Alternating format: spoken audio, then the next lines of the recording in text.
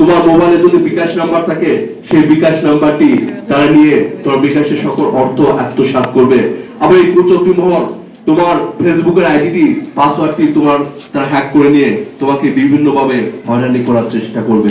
সুতরাং এই কুচক্রী মহল বা প্রতারক চক্র থেকে নিজেকে রেহাই পেতে হলে অবশ্যই কোনো অপরিচিত লিঙ্কে প্রবেশ করা থেকে নিজেকে নিবৃত্ত রাখতে হবে। এরপর যে বিষয়টি আমরা দেখি মাঝে মাঝে অনেক মেয়ে ফেসবুকে ব্যক্তিগত ছবি শেয়ার করে। এই ব্যক্তিগত ছবি শেয়ার করা থেকে অবশ্যই বিরত থাকবা। শুধু ফেসবুক না, সামাজিক অন্যান্য যে কোনো যোগাযোগ মাধ্যমে এই কুচক্রী মহল বা প্রতারক চক্র আছে যারা এই ব্যক্তিগত ছবিকে বিকৃত করে বিভিন্ন ভাবে বিভিন্ন মেয়েকে হয়রানি করতেছে, ব্ল্যাকমেল করতেছে। সুতরাং এই ব্যাপারে তোমরা সকলেই সতর্ক থাকবা, কারণ তোমার একটু সামান্য ভুলের কারণে পরে কিন্তু বিড়ম্বনার শিকার হতে হবে। এই কারণে নিজেকে যদি সামাজিক সচেতনতার মাধ্যমে নিজেকে যদি বিরত রাখো, তাহলে এই প্রতারণার চক্র থেকে নিজেকে সুরক্ষা দিতে সক্ষম হবে বলে আমি মনে করি। এরপর যে বিষয়টি বলতে চাই, এটি শুধু তোমাদের জন্য নয়, তোমাদের পিতামাতা, তোমাদের প্রতিবেশী, তোমাদের বড় ভাই বোন সকলের জন্য বলা এই মেসেজটি দিবা। তোমাদের কাছে মাঝে মাঝে দেখবা বা কারোর কাছে এসেছে, স্যার ফোন এসেছে, স্যার আপনি 2 লক্ষ টাকা জিতেছেন বা 5 লক্ষ টাকা জিতেছেন, আপনি যদি 500 টাকা ফ্লেক্সি দেন তাহলে এই টাকাটা আপনাকে দিয়ে দেবো, বা 1000 টাকা যদি ফ্লেক্সি দেন তাহলে এই টাকাটা দিয়ে দেবো। এটা সম্পূর্ণ প্রতারণা ছাড়া আর কিছুই নয়। আবার অনেক আবার ফোন করে বলে আপনাকে স্যার কোনো টাকা দিতে হবে না, আপনি শুধু আপনার বিকাশের পাসওয়ার্ডটা দিয়ে দেন, আপনাকে এই টাকাটা 2 লক্ষ টাকাটা পাঠিয়ে দিতেছি।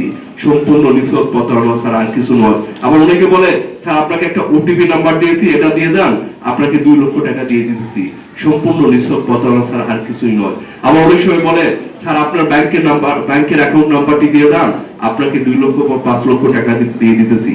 এটাও সম্পূর্ণ নিছক প্রতারণা ছাড়া কিছুই নয়। সুতরাং এই ব্যাপারে তোমরা সকলেই সতর্ক থাকবা।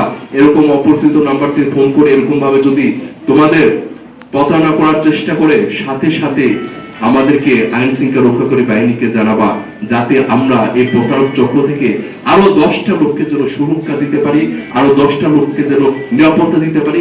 এই অভিপ্রায় দিয়ে আমরা কাজ করে যাচ্ছি। তোমরা এভাবে আমাদের সহযোগিতা করবা। তোমাদেরও সতর্ক থাকতে হবে। যদি রাস্তাঘাটে তোমরা কোথাও ইফটিজিংয়ের শিকার হও, সাথে সাথে তুমি তোমার শিক্ষকদের জানাবা। প্রত্যেকটা স্কুলে ইফটিজিং বিরোধী একটা কমিটি আছে, তারা যদি সামাজিকভাবে সমাধান করতে না পারে আমাদের কাছে অভিযোগ করলে আমরা সাথে সাথে ব্যবস্থা নেব। এছাড়া আরেকটি সহজ উপায় আছে ইফটিজারদের বিরুদ্ধে। তোমাকে যদি কেউ রাস্তাঘাটে ইফটিজিং করে, সাথে সাথে তুমি 999 ফোন করবা, 3টা নয়।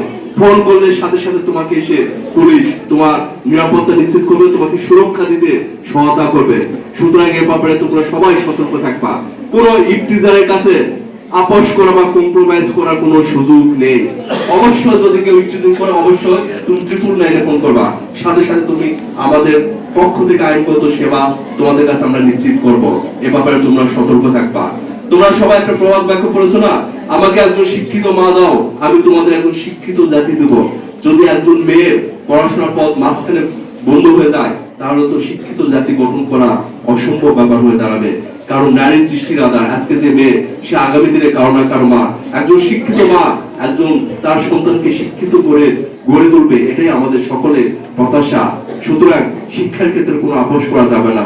অবশ্যই নিজেকে শিক্ষিত করবা, নিজেকে মানুষ হিসেবে গড়ে তুলবা, এবং এর পথে যদি কোনো প্রতিবন্ধকতা আসে অবশ্যই তোমার অভিভাবক, শিক্ষক এবং আমাদের আইন শৃঙ্খলা রক্ষাকারী বাহিনীর সদস্য সকলের সহযোগিতা নেবা, এবং সকলের সহযোগিতার মাধ্যমে আমরা একটা নিরাপদ শিক্ষাঙ্গন তৈরি করতে সক্ষম হব বলে মনে করি।